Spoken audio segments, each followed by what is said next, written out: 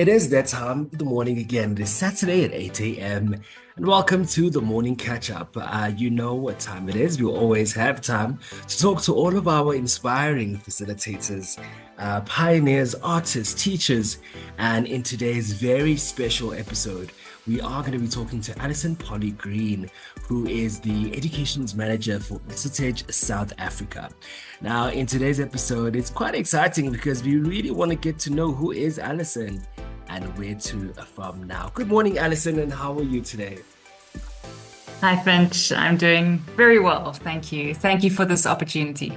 No, thank you so much for taking the time out. I think let's just get into it. Please tell audience members or people that don't know who Alison is about you. Sure. I come from very much a theatre background. I studied at Rhodes University. Um, and I've always kind of been, I suppose, I've positioned myself between education work and theatre work and trying to find sort of the intersection and the link between those. And for a long time in Johannesburg, I taught at a number of schools as a dramatic arts teacher. So I taught first at the National School of the Arts, at Rodin, at the Oprah Winfrey Leadership Academy for Girls, and then very briefly at Greenside. And when I started working at Greenside, I had known Yvette Hardy previously from work we'd done together when I was working in a part-time capacity. And she called me to say, you know, Warhorse, the amazing handspring production, is coming to South Africa. And I know you're teaching full-time, but I would absolutely love you to come on board because we have an amazing opportunity to get young people to come see the show, as well as to develop a whole lot of education materials around it. And as I've said, that just made so much sense to me because it was the combination of all the theatre work I'd done and the education work. And so I kind of said yes to that. And I suppose the rest is sort of history, you know, trying to find and working on projects which have connected young people, that works with theatre, that works with education is really where I've kind of been for the Mm. last, sure, nearly 15 years, I suppose, 12 to 15 years. Yeah. Wow. Amazing. And maybe tell us more, Alison, about the Kickstarter educational empowerment project. What program is it, and how did it go about? I mean, how did it what was its main purpose? What are the benefits of it? What is the Kickstarter program? Sure. So after the success of the Warhorse Education Empowerment Project, which was where we brought, sure, I think it was in Johannesburg and Cape Town, over 5,000 learners to see that show. A lot of them who, you know, who would never have had the opportunity to see that show. And we had done education interventions in the schools. The model for that was a workshop before the learners came to see the show to give them context, and then a workshop after that. Um, we were then contacted by Rand Merchant Bank, who had funded this whole education initiative. And they said to us, you know, we are supporting the creative arts and the creative and cultural industries quite extensively in South Africa. But what we really want is a pilot project which looks at the impact that the arts make in primary schools. And we were wondering if you could run something like that for us. And so, of course, Yvette and I said, absolutely. And we came up with the Kickstarter Creative Arts Project, which historically comes from a project I'd worked on early in the 2000s called Creative Voices. And Creative Voices was aligned to the previous education curriculum. And as the curriculum had shifted, you know, the curriculum went through a number of developmental stages as South Africa became a democracy. What happened then is we aligned the Kickstarter material, sorry, we aligned the Creative Voices material rather to this new project called Kickstarter. And Kickstarter was an intervention to find and then train and upskill upskill young artists living in the areas where we were working, which was initially KZN in the Free State. We empowered those facilitators and then we paired them with the school.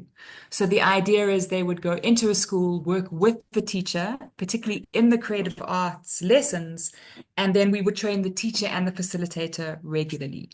So it's kind of the model of an education intervention program, which is fused with an artist in residency program. So it's both an employment opportunity and a mentoring and an empowerment opportunity for young artists and teachers. Amazing stuff. Amazing stuff, ladies and gentlemen. We are talking to Alison Pauline Green, who is the Educations Manager for ASSITEJ South Africa, just talking to us today to tell us all about the work that she has done.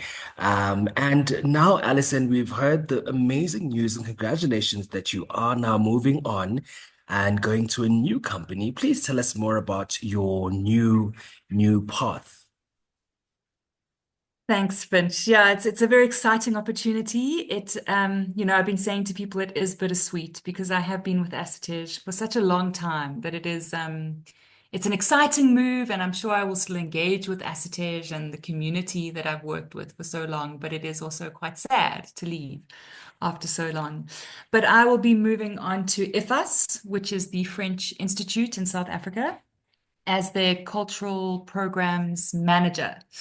So I think it will be similar in that I will still be involved in the cultural and creative industries in South Africa, but I think coming from a very different position. So with a very different lens in a way. What IFAS does is they are obviously a cultural institute and obviously aligned and supported by the French government. So all the projects that we run need to have some sort of alignment or French connection. And so I hope to be able to still work with ASSITEJ and with other projects and people, but anything that is supported by IFAS needs to have some sort of alignment to a more French kind of culture and impetus. I mean, I think also, just to add a little bit, in terms of cultural practice, I know with IFAS or with the French culture, having been there maybe twice, is they are very, very strong and supportive of their own culture, and also embracing and representing and sharing and celebrating their cultural languages, their customs. How do you think then, Alison, you would add, as I don't know, maybe your heritage as South African, why is that important for us to also maybe ignite that South African culture, and also collaborate with such of a very progressive culture or country? Mm. Well, I think, IFAS is very specifically positioned, and why they are in South Africa and in the other countries all over the world where they have offices is to align with French policy, French culture, to introduce French culture to the country they're in, and for diplomatic relationships. Um, and I think that's really pivotal this year, given two big things or events which are upcoming. One is the G20, which obviously means that there will be a whole lot of international ambassadors throughout the year, actually, in South Africa, having talks and meetings in the lead up to the big G20 summit, which is happening in November. And obviously, there'll be a lot of French diplomats, and the embassy will have a lot of people represented. And I think it's very important to both host all those diplomats and people from the embassy, as well as then showcase South African culture, South African music, South African brands, South African culture for them, number one. And number two, if this is actually celebrating their 30-year anniversary of being in South Africa as a cultural institute. And so I know there are going to be a number of events upcoming which celebrate their 30 years, but also celebrate their relationship and their long-term ties with South Africa. So I think that's very important. To answer your question specifically about what I will bring, I very much hope to bring, some of my relationships, the people in the communities I've worked with, to find strong ties, and perhaps be more embracing of a wider network, particularly within, arts education and grassroots organizations who I've worked with through ASSITEJ. Thank you, Alison. Thank you so much. And also all the best for your new journey. Please, please keep in contact with us. As you're just talking about, the French Institute, I just remember, some good memories also in Marseille. It's such a beautiful country, such a beautiful culture also. Very humble. And so I know definitely you're going to be in great, and we hope that you're going to be in great hands. Alison, just to close off, maybe do you want to share some advice or maybe some insights to maybe the person who might be, moving into management educational position? What kind of insights, or would you advise this person or even this team to move on with the legacy that you have already built? So, um, I think just to my team to say, they all do such incredible work. And I think that the legacy will be continued. Um, I think ASSITEJ works in a very difficult space. A lot of the work we do is so emergent. It's in response to what is happening on the ground. It's with grassroots communities. There is a lot of struggle in those communities. And I think what is amazing that the arts really bring the gifts to those communities, specifically for young people, hope, joy, excitement, collaboration. And I think that's really, really significant moving forward because, we do bring a lot of that, and we can ignite that passion in young people. And I think that's so important to hold on to and remember when it feels really challenging on the ground.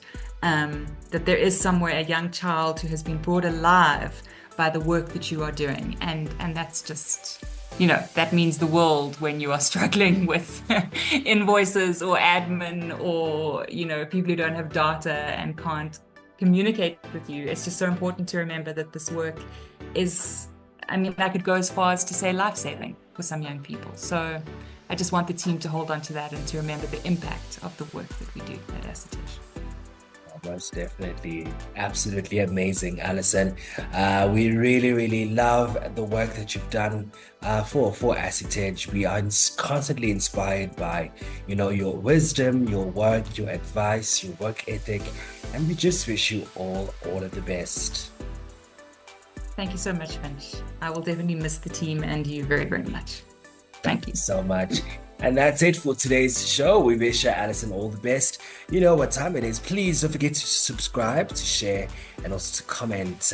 Leave all of your heartfelt messages to Alison as she goes and finds her new grounding with IFAS.